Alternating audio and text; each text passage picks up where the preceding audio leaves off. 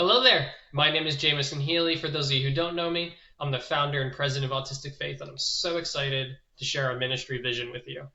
In the modern world, one of the biggest constraints to making disciples of all nations is not awareness, it's authenticity. And you'll see in the next few slides how this verse in James 5 is going to come alive in a sobering way, talking about that whoever brings back a sinner from his wandering will save his soul from death and will cover a multitude of sins. As you consider where to strategically invest in the kingdom, I wanted to share with you some surprising things I've learned. Jesus himself was supported by the ongoing gifts of others. He sent out the disciples with nothing on their back, told them to go minister, and that they'd be supported by other believers in those cities. And we can see that there's this consistent theme of interdependence and not independence in the church body. They were told to give in proportion to what we have, cheerfully, not under compulsion or reluctance, and that there's this symbiotic relationship between the ministry worker and the ministry investor. Before we talk more about what we do at Autistic Faith, it's important to know what the heck Neuro Divergent even means. And very simply, it's anyone with an autistic or ADHD brain. Neurotypical is anyone who's not autistic or ADHD. And while historically autism may be viewed as a more rare, severe version, they simply have a lot of similarities over here in the overlap. And there are a few things that are distinct to only autism or ADHD. And all of these things that present differently in our neurology are not linear in nature. They are not all at 100%. They have varying levels. But there are three main differences that we observe, which is how our brains receive information through our five senses: sight, sound, taste, smell, react to that information, our thoughts and our feelings, and then use that information in communication and actions. And to give you a little insight into what it's like to be in a sensory overload when the sensory processing is overwhelming, got a short clip below for you.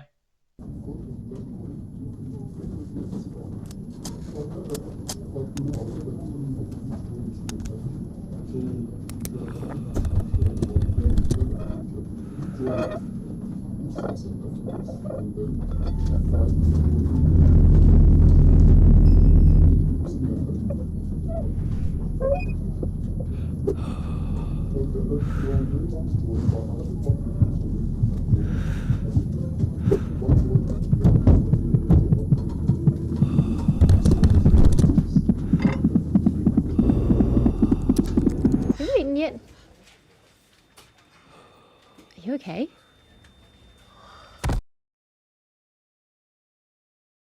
It's not an epidemic, it's an epidemic of need, where burnout is leading to suicide. There are a 10 times fold risk factor for suicide based on our neurology, along with PTSD, depression, unemployment, sleep disorders. And the sad thing is that those who fly under the radar, like women, people of color, and those without intellectual disability, are at an even higher risk of suicide. It's the second leading cause of death for autistic people, and these diagnosis rates on the left are underestimated according to clinical researchers. So the question is, are doctors helping? Is the medical world helping? And sadly, the answer is no. Post-diagnosis support for adults is scarce from the medical world. On the left, you can see in my personal experience that when I went to the mental health specialty emergency room during a severe health crisis last year, they said that sending me home was safer than admitting me due to sensory neurological reasons. Testing wait lists on average take 18 months to get a diagnosis. There are essentially zero adult practitioners for sensory processing issues. And this meme on the right just says it all, where they're asking for help. Government and local services do a poor job. Awareness is surprisingly doing great right now on social media, but it's simply awareness. There is no support. The second is the church helping? And sadly, traditional church is not equipped for people with neurological, sensory, and social deficits. On the right, you can see that overstimulating church led this person to leaving the church and ultimately leaving the faith, because there are things that normally are perhaps positives to people with loud worship music and these bright lights and hugging, but to people with a different neurotype, it is a lot to take in. It's very overstimulating. On the left, you see this example of a guy who studied to enter full-time ministry and then left the faith due to a lack of inclusion. And he came out as atheist and autistic to his devoted Christian wife. The good news is that they want help. They want to live. They want to be loved as they are. But the catch is that they don't really know who they are. They've been misunderstood and blamed their whole life for having a different brain. So they've pretended and masked who they really are on the inside. And now they don't trust advice from people who haven't lived this experience. They don't trust family members. They don't trust researchers or even organizations on their behalf. They want help from those that live with it and thrive in it. And on the right, this is a graph representing the popularity of the term neurodivergent. And it was essentially non-existent up until COVID happened. Everyone was on their phones. And the clinical researchers discovered that during COVID, 25% of young people who committed suicide were neurodivergent. So there's a high need for this. So here's the team that's set out to address the issue. We've got myself. I am both autistic and ADHD.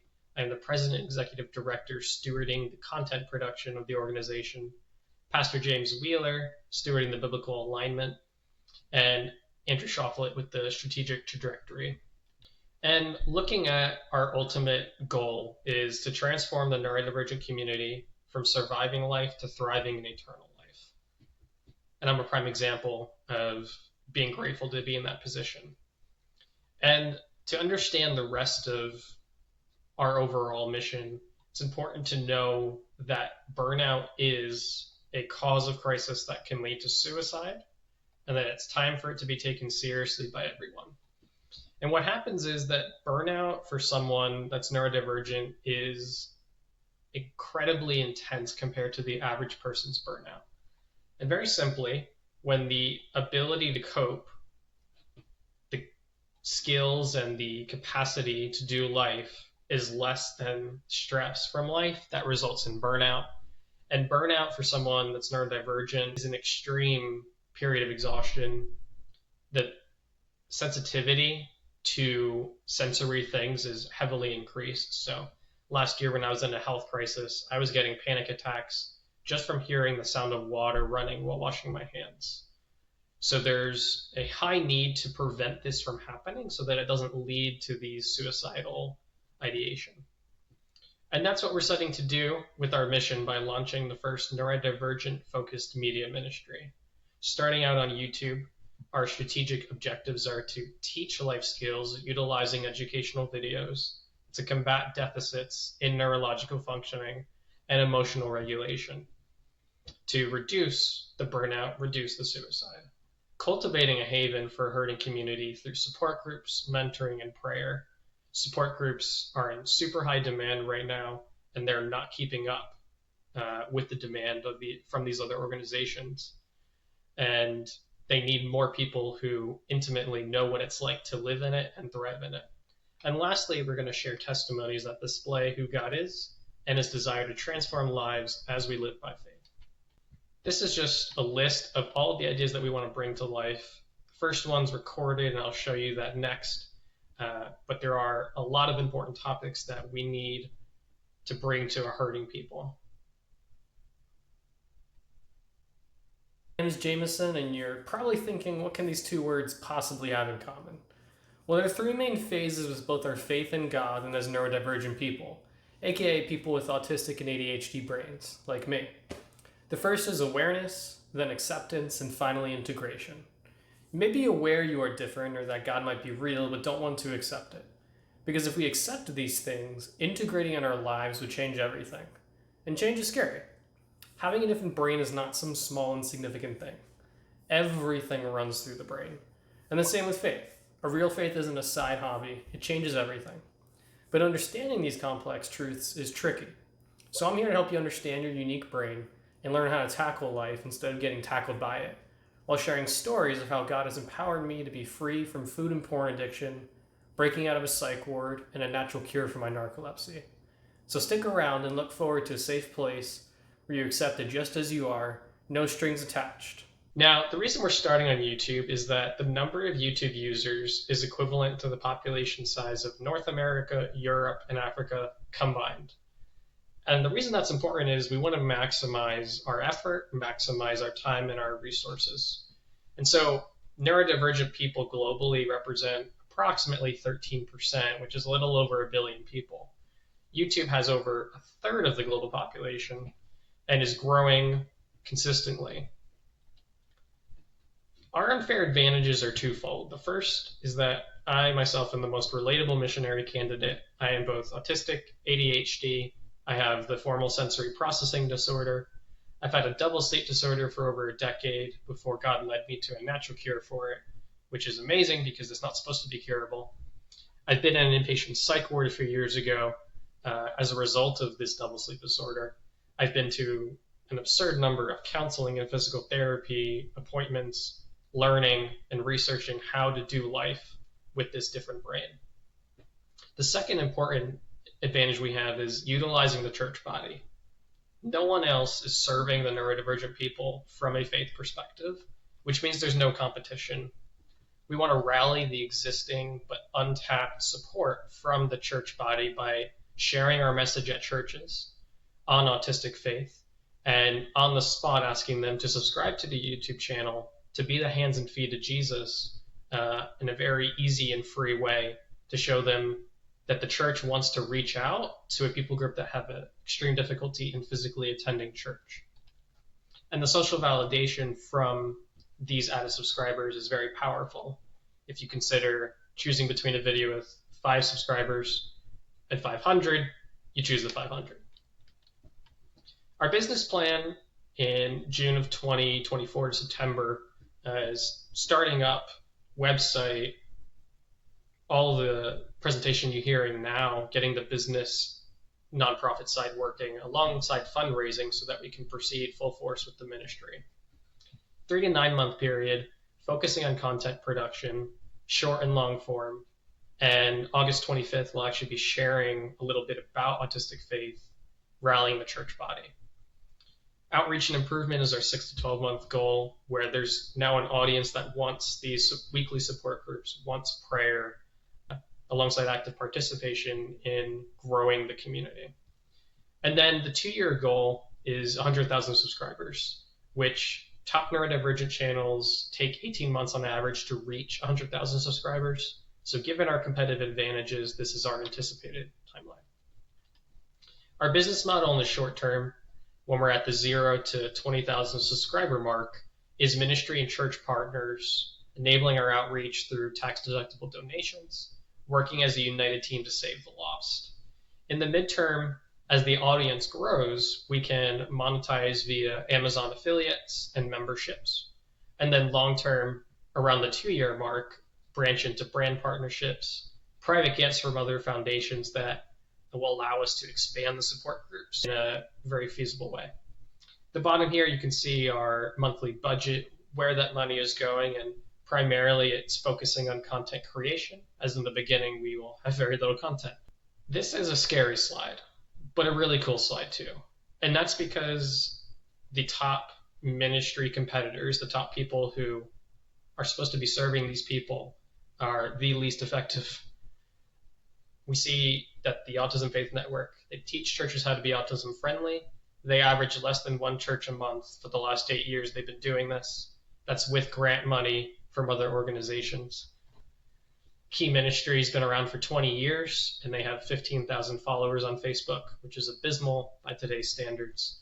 And then lastly, there was a blog started by a parent of someone with autism, and they last posted 15 months ago. And the reason why these have had trouble consistently growing is they're missing something very critical. And that's being led by someone who is neurodivergent themselves. And you can see on the graph on the right that the blue represents channels and brands led by people who are actually autistic or ADHD. And on average, they're getting 7 times more views, 6 times more subscribers.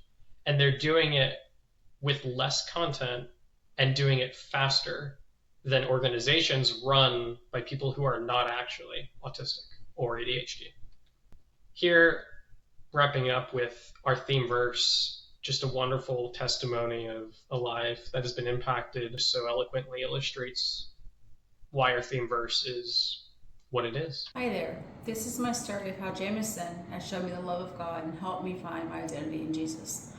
I'm in my 50s, but I didn't know I was neurodivergent until just a couple of years ago. I know I wasn't normal, and everyone else around did too. So I struggled immensely with very severe mental health issues all of my life, even to the point of attempting suicide. But then, Jameson showed me the love and compassion in a world that has given me none. He accepted me just the way I am, just the way Jesus does. He has been an invaluable resource in helping me understand who I am as a neurodivergent individual, and that I am loved. I just didn't see this at first. His struggles and hard-fought victories have given me the courage to keep fighting. And after decades of battling a deadly neurological and an eating disorder, I feel free for the first time in my life. Free for the first time in my life because of God speaking through a friend who believed I am worth loving. I'm so proud of Julie. She has been so incredible in running after Christ, even when life is the most confusing thing. And sadly, no one else is serving the millions of neurodivergent people like Julie. I want to be there to reach them for Christ, but I can't reach them with that poor video quality. They need the church body working in unity to reach them before it's too late.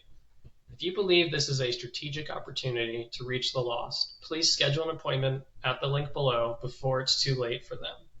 Thank you so much for listening, and I look forward to talking with you guys one-on-one.